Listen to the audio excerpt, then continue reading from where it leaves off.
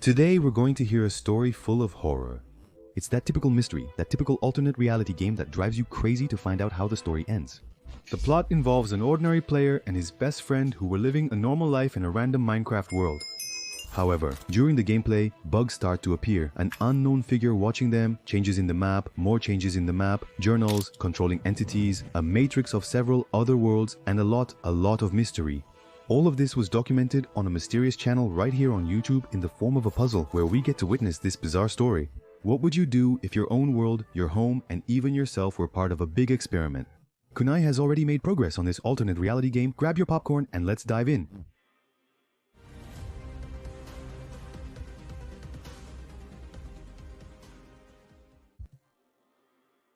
Well, accidentally, I ended up coming across a channel called Dedicated. The first video had a very simple title, Strange Bugs in Minecraft, Bug Report, #1. The thumbnail was harmless, just a random image from a pretty cliche gameplay. Nothing special, right? But something seemed odd, something inexplicable. Curious, I clicked to investigate further. From that moment on, I was dragged into a bizarre spiral of events that honestly felt like a cross between a Black Mirror episode and that horrible feeling of being in a cave and hearing those cursed Minecraft sounds. Right away, the video showed two players walking through a forest. One of them was called Sandy, while the other was his friend Cargo. It seemed like just another afternoon in the world of Minecraft, nothing out of the ordinary. They were chatting, talking about how the mining had gone and how they hadn't found many resources. Man, I think we need to go back, we still don't have the best equipment. Up until then, everything seemed normal. They stored their items in the storage room and decided to continue mining. However, from that point on, things started to get really weird. They descended to layer 1 and all seemed well until they encountered lava, prompting them to retreat as any sensible player would. They started going back up the stairs to go home. Curiously, the video starts over. Unexpectedly, the video restarts from the beginning. Doesn't that seem odd? Even Sandy, the main character, seemed to notice something was off. He typed in the chat, why am I back here? Meanwhile, Cargo, without noticing anything strange, kept repeating the same lines as if he were a non-player character stuck in a loop. Quote, we still don't have the best equipment. Sandy was clearly confused and wondered if Cargo could hear him. However, all of Cargo's responses were exact copies of his previous lines. It seemed like a replay, but only Sandy realized it. And as if that wasn't strange enough, a strange figure appeared in the background. Between two trees, a dark shadow was lurking, something that definitely wasn't there before. Who or what was that? Considering that the video quality was intentionally very low, you couldn't see many details, but the presence of that thing made the situation even creepier. They returned to the mine, but Sandy is now disturbed and wants nothing to do with mining anymore. Quote, this isn't funny, Cargo. Can you stop now? He typed, but of course Cargo kept repeating the same lines as before. The discomfort was palpable both for Sandy and for those watching, in this case, me. And once again in a loop, they were going down to the mine, with Sandy getting more and more irritated. Quote, this is getting really weird, Cargo. Are you listening to me? He typed that, but once again he was ignored. Suddenly, the perspective shifts and we see through the eyes of that mysterious figure among the trees watching from a distance. I was on the edge of my seat, fully immersed in the madness. Each new scene was stranger, with Cargo repeating actions, but Sandy realizing he was trapped in a time loop. Moving on to the second video titled Strange Bugs in Minecraft Bug Reporter #2, the loop restarted, but Sandy remained aware that something was wrong and decided not to follow the usual path. Instead of going home, he unexpectedly ran into the forest typing frantically, no, I need to get out of here. Meanwhile, Cargo kept repeating the same robotic lines as before, as if he was stuck in a script he couldn't break free from. Sandy ran for a while and then reached the end of the world. Yes, he literally reached the edge of the map, a cliff that led straight into infinity. It was as if he was trapped in a poorly programmed simulation. As Sandy gazed at the apocalypse in shock, the mysterious figure reappeared unnoticed. Sandy was terrified by a mysterious woman following her. After a moment's hesitation, she ran back home in fear. When he arrived, something even stranger was waiting for him, or rather wasn't waiting. Cargo had disappeared. He was nowhere to be found, not in the warehouse, mine, or even Cargo's bed, which had vanished. Sandy's desperation grew as he realized he was now alone in that world with no help, explanations, or escape. And then things got even worse. As Sandy searched worldwide for his lost friend, walking through a never-ending newly appeared mine corridor, dark stains materialized on the walls, floor, and ceiling. Patches of darkness spread across the world as Sandy moved forward. Could it be a graphical bug? A sign that the world was falling apart? The game's music became distorted with discordant, unsettling sounds. A new message appeared on the screen, adding to the mystery. It's been days since I talked to him, in blue text. He hasn't played Minecraft with me in so long. I hope everything is okay. Where is he? Where is he? Who could be writing this? Who was speaking? Could it be Cargo trying to communicate somehow? Sandy wasn't writing, but the message was there. And while I was trying to understand what was happening, the screen cut to Sandy's house once again with the doors wide open. In the next video, titled Limbo, everything got even creepier. That's because the description, which was previously written from Sandy's perspective, usually something like more footage of strange things happening in my world, now says something completely bizarre. Quote, signals, period. Something is not right. He has achieved sentience. This shouldn't happen. What am I going to tell him? End quote. Sentience, for those who don't know, is the ability to feel and experience sensations and emotions consciously. So this description is clearly referring to Sandy, who now knows that something is wrong. In the video, Sandy was once again alone, lacking any responsibility. This time he seemed determined to explore every corner of the map, and trying to figure out what was happening, we noticed that his house was strangely modified. A painting of an angel mysteriously appeared, then the image changed to flowers. The subtle change was creepy. With every step Sandy took, things got even weirder. When he departed his home and traversed the plains, he quickly found himself at the world's edge where the map abruptly ended. This time, he was more cautious and realized he could walk over the canyon on invisible blocks. Suddenly, a gate appeared on the horizon. Yes, a gate as if it were a portal to something beyond what the original server offered. Very similar to the movie The Truman Show, a very old film that is likely a reference. And after crossing the gate, Sandy found himself in a place that looked like nothing he or I had ever seen before. The world was warped with bizarre colors and forms that broke the game's rules. It was as if the very code had collapsed, resulting in a corrupted landscape full of dark and deformed blocks, all contained within a long corridor. Sandy, clearly confused, typed, "What is this?" and the only response he got was an error message saying unauthorized access. The chat was blocked. Sandy found a sign that said experiment 6,780,136. He opened the door and discovered an even more bizarre animated portal made of blocks with moving textures. Sandy, who had nothing left to lose, decided to jump into the portal. The transition was abrupt. Sandy reappeared in the game world he was playing before, but something was off. He watched himself as if he were a spectator in his own game. Sandy was watching his own version, having that same conversation with Cargo, discussing how they needed to mine more. It was a complete loop, as if the world was trapped in a failed experiment, making the situation increasingly surreal. Sandy was now in an observatory, a place created to monitor what was happening in that world. He couldn't interact with his other self or Cargo. His commands in the chat were blocked, and the only thing he could do was observe. After further wandering, Sandy discovered another mysterious door in the hallway. This time, it took him to a new world where his alternate self and Cargo were discussing building a castle. Keep this information in mind because it will be important in the future. Sandy immediately recognized the conversation. He remembered that he and Cargo had already built a castle before. It was as if he was watching a memory being replayed. And then, the shadowy figure appeared again, now closer than ever. The name above his head was clear this time, Voyard, or the one who sees, in French. Was this person a supervisor? It was becoming apparent that this mysterious figure, whether a player or programmer, was somehow orchestrating the entire experience. Sandy wandered through the building, attempting to comprehend the situation when something unexpected occurred.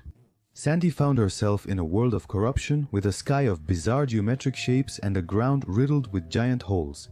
Amidst the chaos, he noticed two unfamiliar players.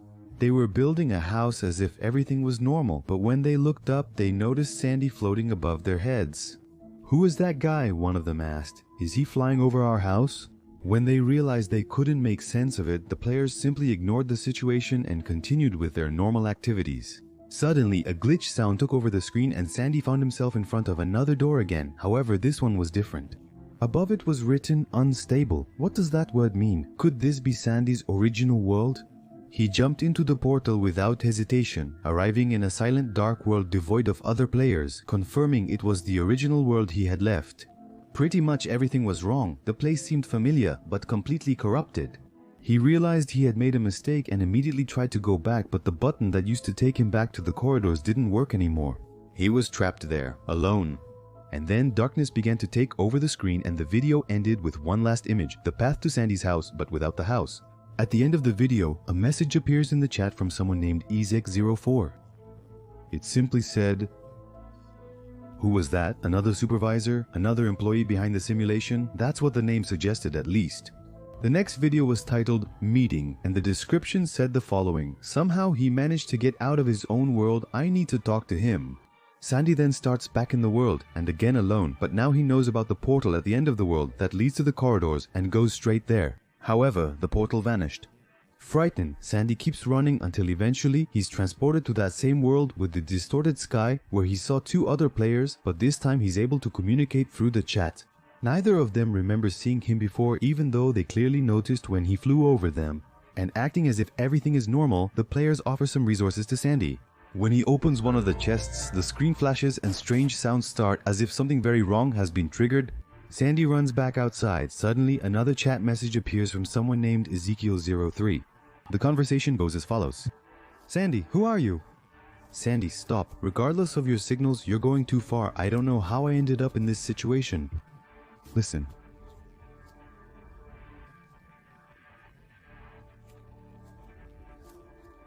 And from this point on, Sandy loses the ability to send messages in the chat again, but Ezek keeps talking.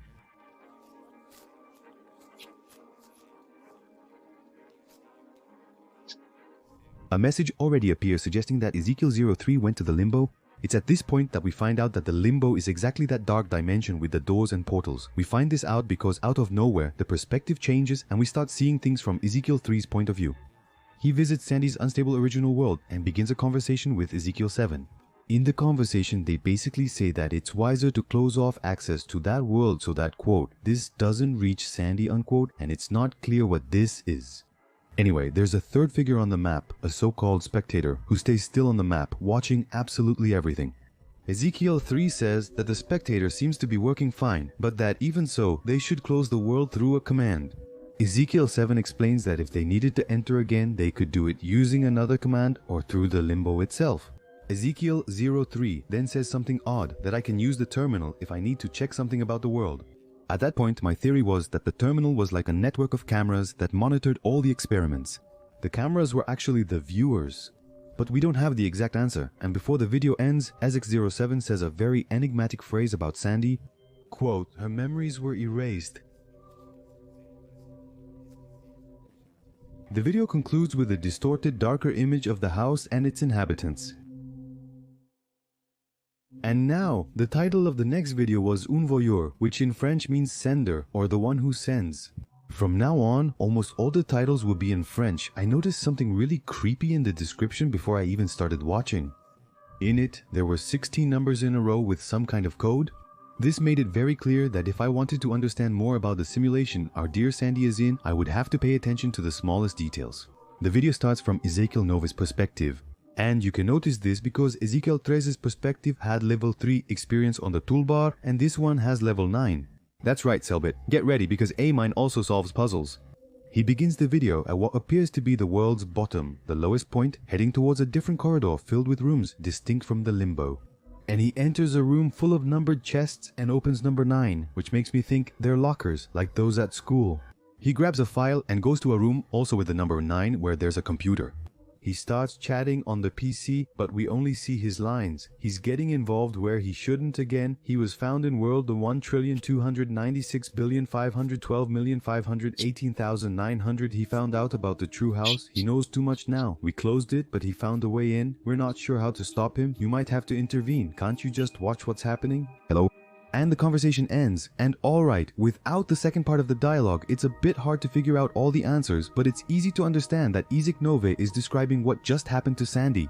He no longer had access to Limbo through the end of the world, but he just kept walking and simply appeared in that distorted world with the other two players in a way that Ezek Nove can't explain. It's also clear that the person receiving the messages is some kind of boss or supervisor, since Ezek says they're not sure how to stop Sandy and that maybe the figure will have to intervene. All very interesting. This short video was already quite informative. Surprisingly, the next one gets even stranger.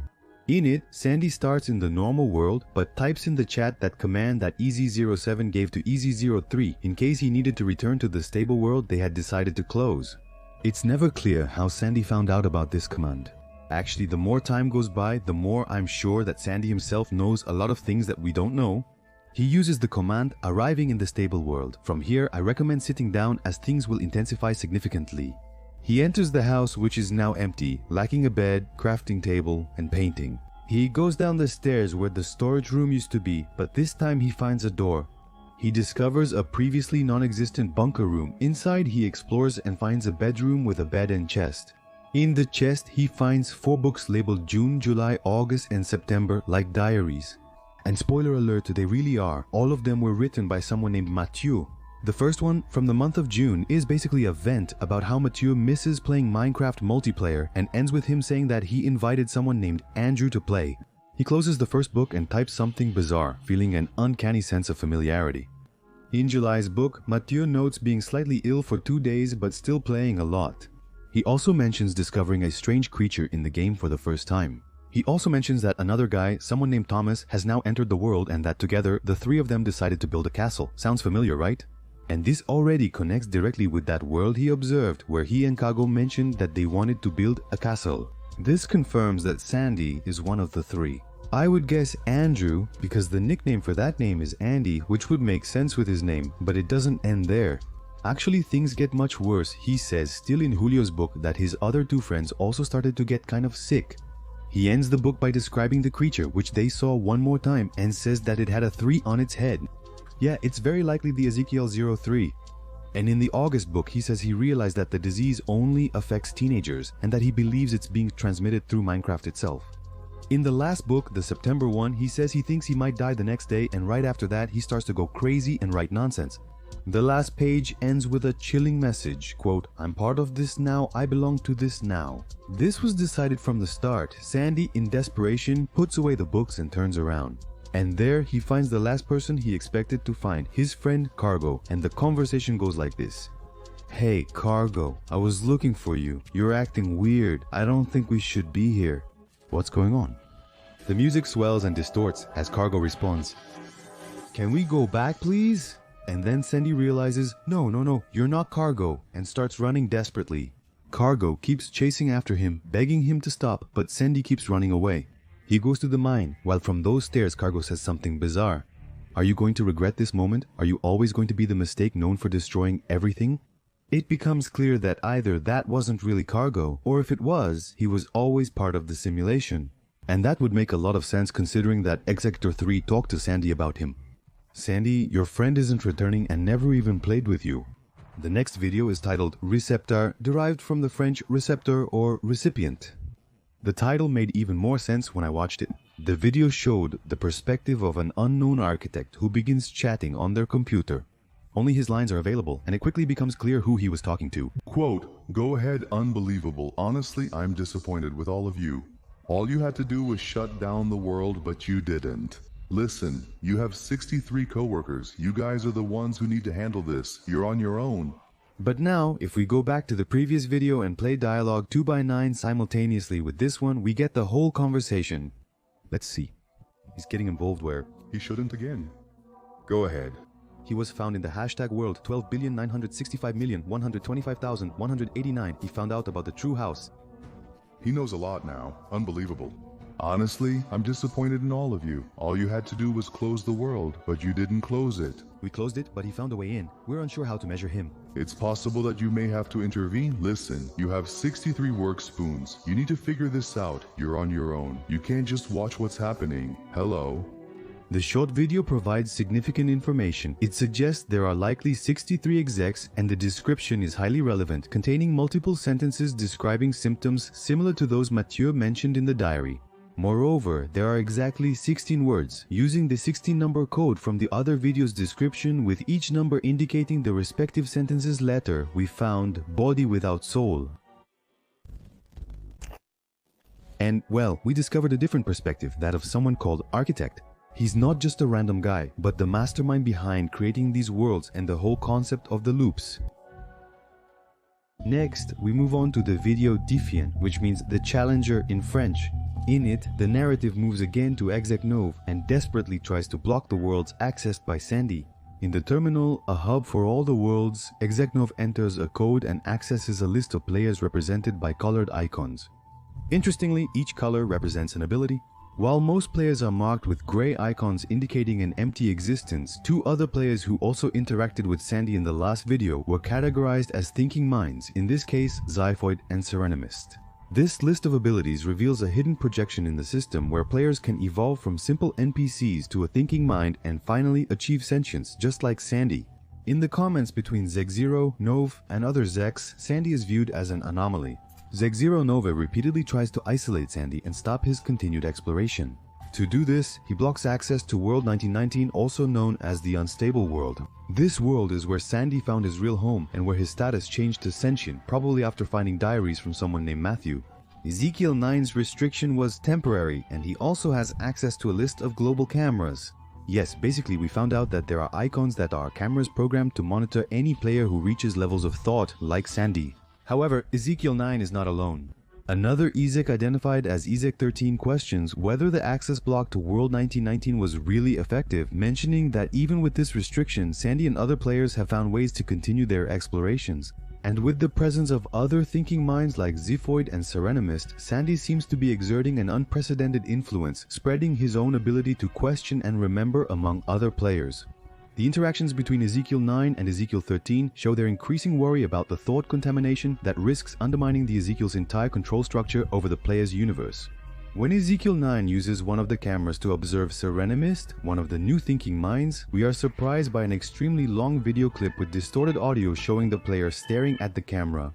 As Selbit taught us, if there's distorted audio, we'll likely find something in the spectrogram. The spectrogram is a visualization of a signal's intensity, which in this case is sound. It helps those who may not remember or know about it. This occurs over time and across different frequencies. The audio graph is a common feature seen by video editors and even in WhatsApp's audio spectrum. Many people don't know that images can be hidden in a spectrogram by converting the picture into specific sound waves, making it visible through the graph. So, by selecting the distorted audio from this part of the camera and putting it into a spectrogram visualization program, we found the following message. Lying in my bed, unable to move, I can't get up, I can't even fish, everything hurts. He repeats it numerous times, but the context implies this section relates to the sickness Matil noted in the diary, yet the exact phrase is absent from the text. Could all the players, thinking minds, or sentient ones be infected by the disease? We must find out soon. Ezekiel 9 stops watching the camera as Ezekiel 5 arrives. He asks what they are doing, and Ezekiel 09 replies that they are monitoring Sandy. Ezekiel 5, looking distressed, abruptly leaves and teleports to another world. Ezekiel 9 realizes he reopened the stable world and went there. Ezekiel 09 follows Ezekiel 05 to the real house's basement and watches in shock as he throws all the journals into the lava, then runs away. The video ends with Ezekiel 5 arriving in an all-white world. All of this is really bizarre and confusing. Ezekiel 5 seems to be working against the other Ezekiels. Does this mean he's on Sandy's side? If so, why did he destroy the journals? There are many questions. The video description also asks, where is cargo? Next, there's a series of meaningless letters, numbers, and symbols. It turns out that since they all end with an equal sign, it's easy to figure out what kind of language this is. Basically, base 64, an encoder used to hide messages, and by using a decoder, we found the following answers to the question. Quote, he's gone, forever, he'll never be seen again, nothing but a memory. End quote. 4 sentences that probably indicate the whereabouts of cargo, a not so good whereabouts. In the next video, titled Disponzola, which in French means something like alienation, or in some contexts, disposal, the narrative returns to Sandy's perspective, who finds himself in a completely different environment. He falls down a long shaft, landing on a tree in a new structure. The place is marked by unsettling paintings, a portrait of the true house, and depictions of limbo and the white world. Everything seems fragmented and unreal, as if the space had been deliberately bent and distorted. As he explores the place, Sandy soon realizes that this space follows a non-Euclidean logic, which basically means it doesn't have a coherent geometric pattern, where stairs that should lead to a specific place endlessly redirect to somewhere else, and objects like a jukebox disappear or change places spontaneously. He reaches an opening to the void and watches the sunset. At that moment, the game is already over. It really is an experiment, a very fragmented matrix. The next video, titled Réunion, French for reunion, directly continues the previous one. At a certain moment, Sandy finds a switch labeled as emergency switch. Sandy hears approaching footsteps and quickly activates a switch, transforming the environment to a new setting. In this new space, he meets Zeg05 again, who for the first time calls him Andrew. Zeg05, a potential traitor, discloses vital intel. Sandy's real name is Andrew and his former partner's name was Matthew, the author of the diaries. Exec5 is Thomas, another player mentioned in Matthew's text. Thomas reveals that a strange illness turned him, Matthew, and Andrew into soulless bodies stuck in repetitive cycles years prior. He explains that in this state they were just soulless bodies with no awareness of who they once were, scattered across different worlds, condemned to repeat the same events endlessly, like a rat race where you're trapped in a system and can't get out. In this new space, Ezekiel 5, Thomas reveals that the mysterious disease affecting Sandy, Andrew, and Cargo, Matthew, forces its victims to relive the same events repeatedly, like ghosts trapped in an endless cycle. He then describes the concept, which is basically a multiverse where all these filthy loops are interconnected, with Ezekiel monitoring each universe in search of players who show signs of consciousness. When a player shows the ability to reason, a chamber is placed in the world, allowing the execs to closely observe any irregularities. He also states that those who attain consciousness are transported to a realm called Disposal, essentially the prior video, for elimination. Exec 5, or Thomas, knowing this, decided to place the emergency switch in Disposal, allowing Sandy or Andrew to escape. Thomas says that an architect's role goes beyond just creation. He also acts as a controller, trying to keep all the experiments within their repetitive routines. When Andrew becomes sentient, he becomes a risk because he can influence all the experiments to awaken, threatening the structure established by the architect. Thomas then details how Andrew's progression through different levels of consciousness makes him a threat to the system. He confirms that finding the true house in the stable world and reading Matthew's diary caused Andrew to relive memory fragments, making him leap from a thinking to a sentient mind.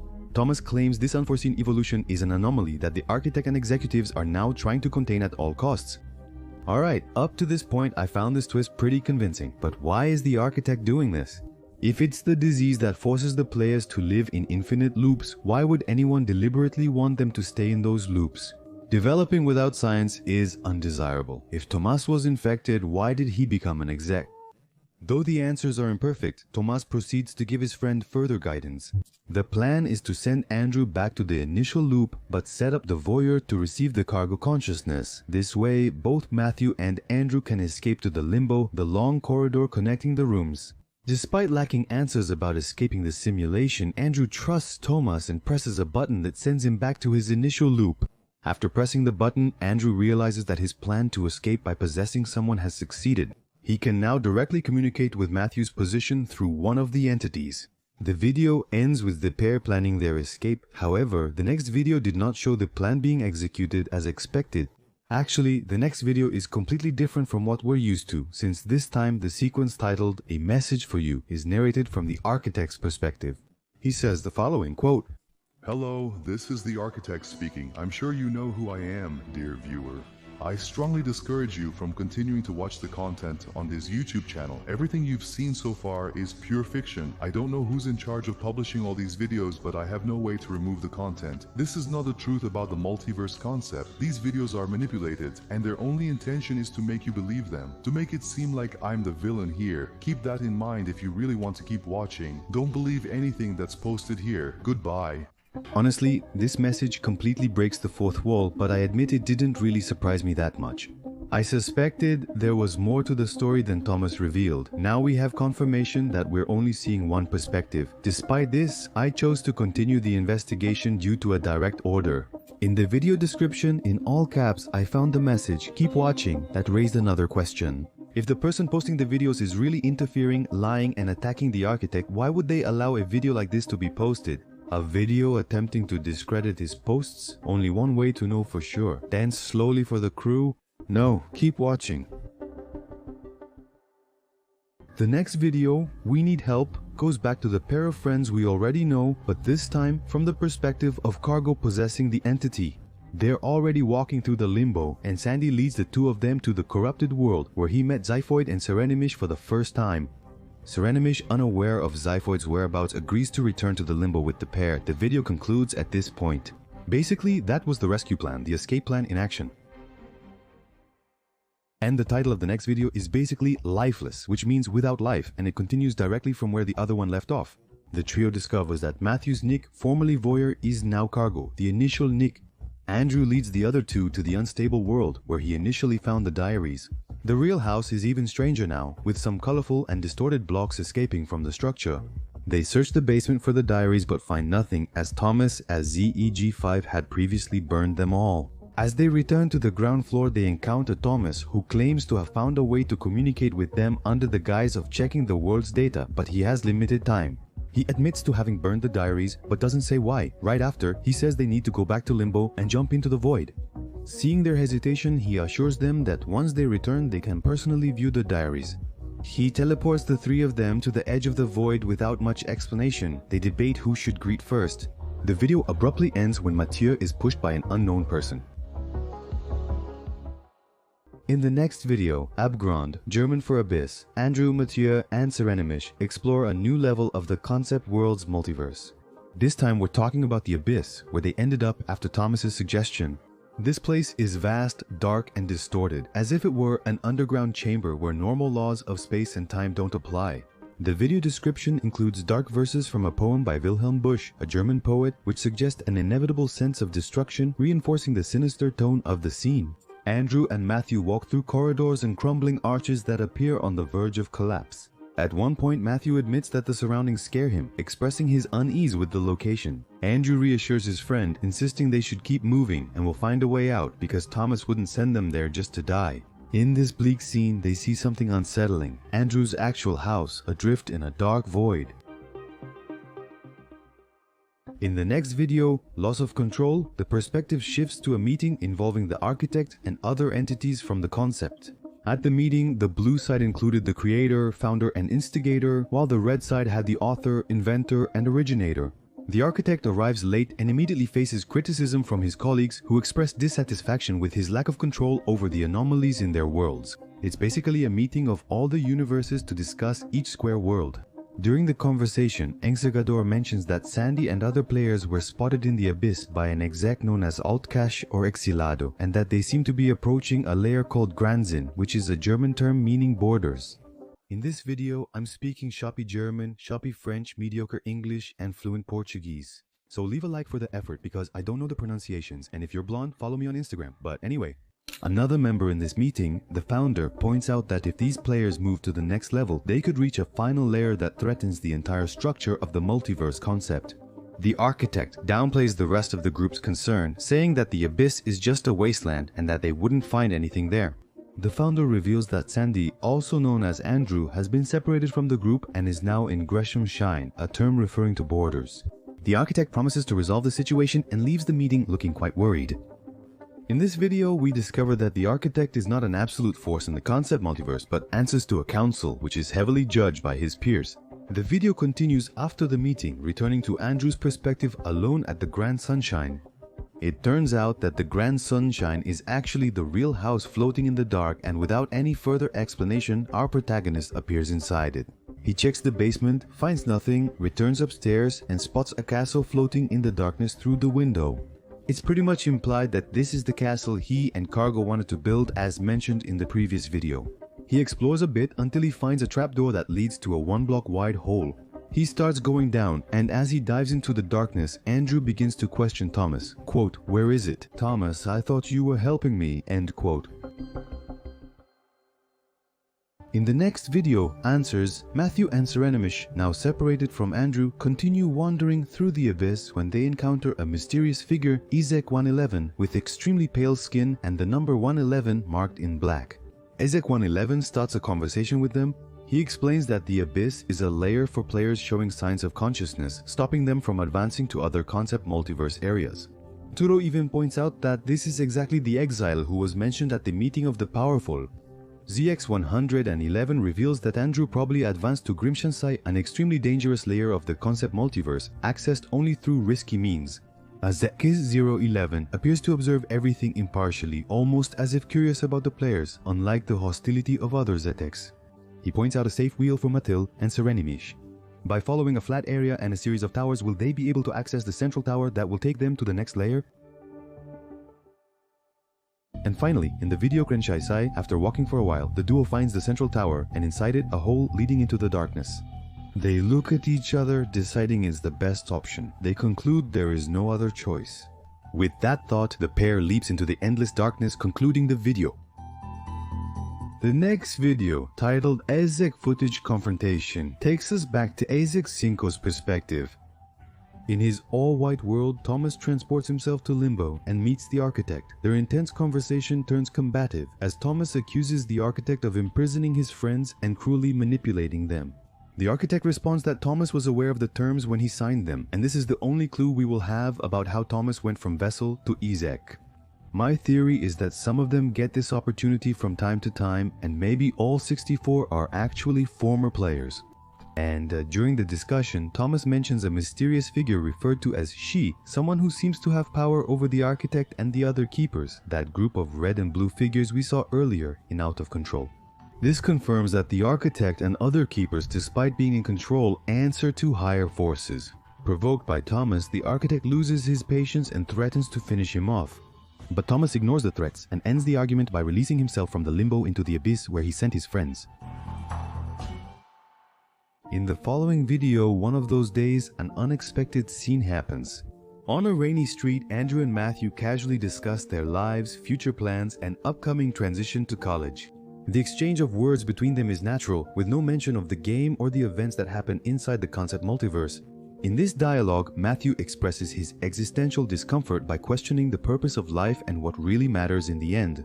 Andrew responds optimistically, saying that what makes everything worthwhile are the connections and friends we find along the way, mentioning that he would never leave Matthew behind. And this scene seems to precede the events recorded in Matthew's diary, suggesting that it takes place before both of them contract the disease.